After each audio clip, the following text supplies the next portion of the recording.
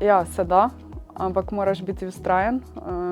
Noben ne bo reagiral na tvojo željo prvič, ko jo izrečeš.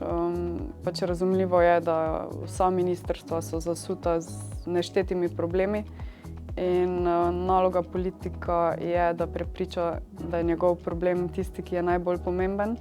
In zato je treba stkati neka poznanstva na ministrstvih, dobiti podporo svojih kolegov, podporo koalicije.